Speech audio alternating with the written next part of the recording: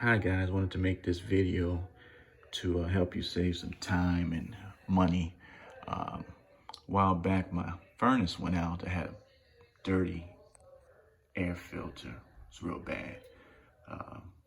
Went online to figure out what the problem was, and when it gets so heated in the furnace room, the furnace will just shut off. The limit switches, at least one of them will shut off, which is a good thing. It means it's doing its job. So I wanted to make this video to help you find your switches a lot faster than I did. I had a couple here, and what you do is you just take them off and you just tap them, and that'll usually reset them.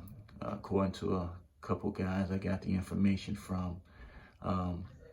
My issue was the other limit switches I had to find were on the side of the fan here. So one is gonna be on this either on this side of the fan, excuse me, and the other is gonna be on this side. The thing is, you're gonna have to pull this fan out. You're gonna have to disconnect the wires here. That's not an issue. You got the tabs, of course, that'll come out easy. You got screws here though that you gotta unscrew.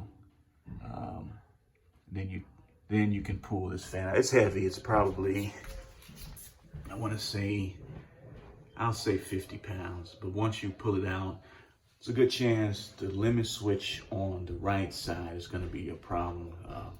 I believe that is so because it's closer to the air filter. So more than likely, that's the one that's gonna be triggered because so much heat is taken in. So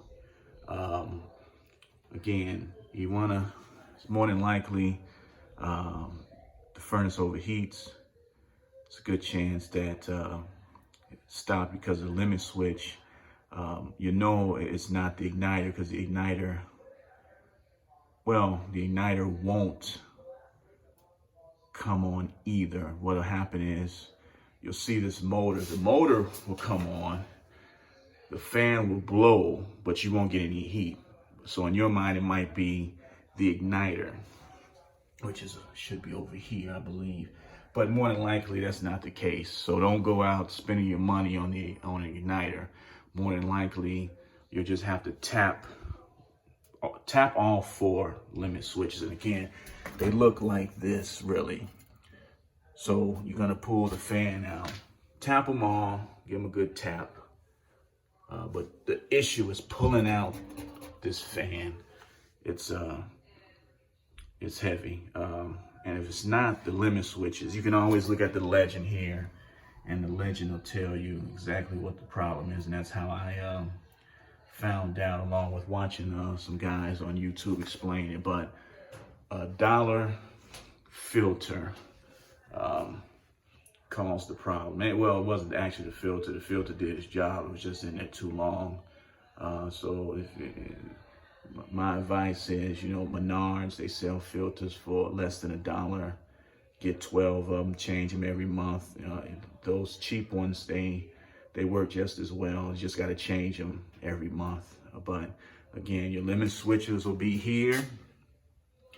And the other 2, it's about total 4. One on this left side. The lighting isn't that great. But trust me, believe me when I tell you, there's a switch there, and there's a switch on this side. You won't have to worry about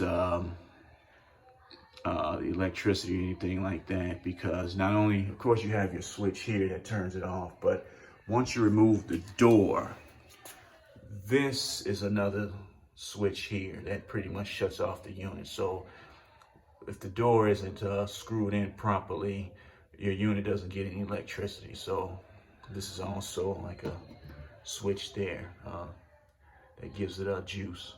So, but anyway, again, if you have this problem where the air is blowing, you're not getting any heat, it's a good chance your furnace just overheated, and the limit switches, they're doing their job, but you gotta make sure you change the filters in a reasonable time frame. But if it's too late for that, you gotta take the switches out. Again, Phillips screwdriver will do the trick. It's just a little labor, but again, this comes right out. Just pull it out. It'll just save you, it's gonna save you $1 will probably save you the headache if you just change the filter regularly. But if not, if you forget, if you're having this trouble, more than likely it's the switches, and you can still save yourself $200 to $300. Thank you.